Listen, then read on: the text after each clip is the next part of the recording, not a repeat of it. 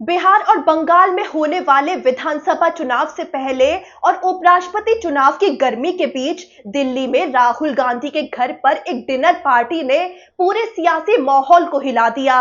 ये सिर्फ एक डिनर नहीं था, ये एक बड़ा सियासी इशारा था कि विपक्ष फिर से एकजुट होकर मोदी सरकार के सामने कड़ी चुनौती खड़ी करने वाला है।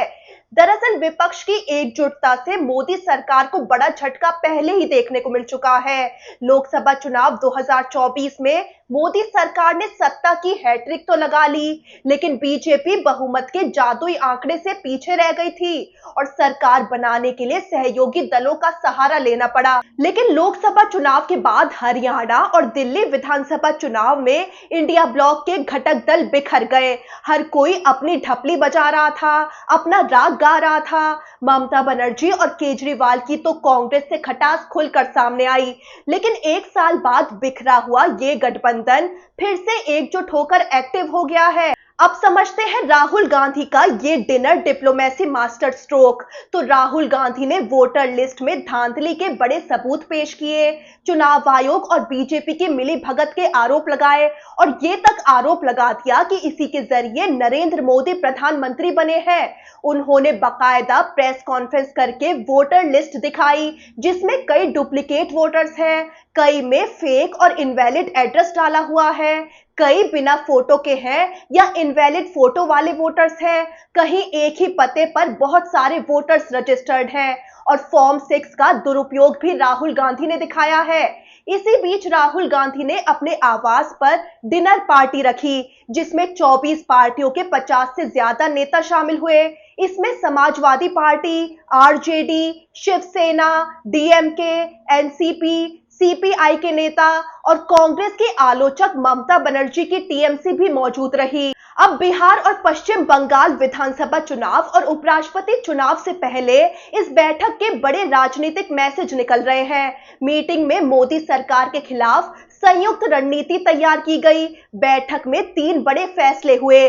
पहला, वोटर लिस्ट में धांधली और एसआईआर मुद्दे को लगातार उठाया जाएगा।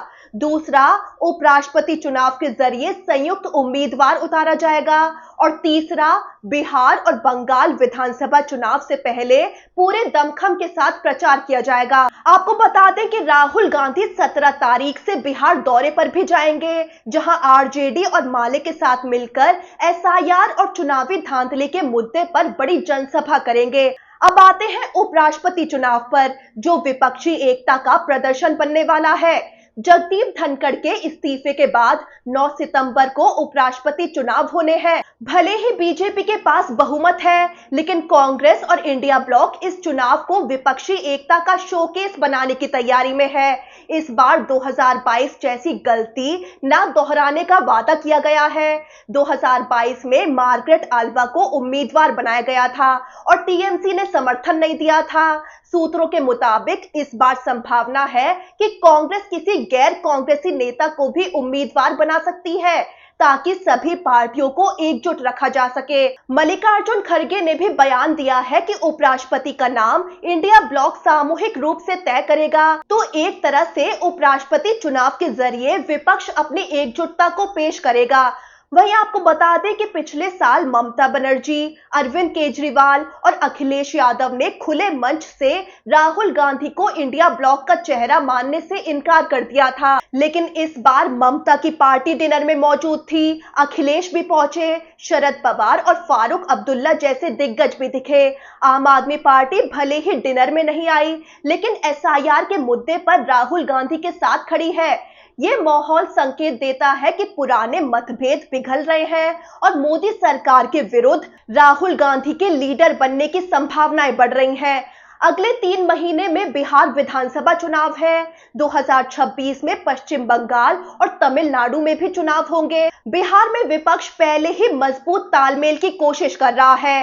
बंगाल में कांग्रेस, लेफ्ट और आरजेडी के बीच प्लान बन चुका है, लेकिन टीएमसी के साथ तालमेल कैसे होगा, ये अभी भी चुनौती बनी है। फिर भी ममता बनर्जी की पार्टी की मौजूदगी ने संकेत दिया है कि समझौते की गुंजाइश है। अब बड़ा सवाल, क्या राहुल गांधी इंडिया ब्लॉक का चेहरा बनेंगे? राहुल गांधी के घर डिनर में 24 पार्टियों की मौजूदगी और राहुल गांधी के नेतृत्व में विपक्ष की मोदी सरकार के खिलाफ तैयार की गई रणनीति ने सवाल खड़ा कर दिया है।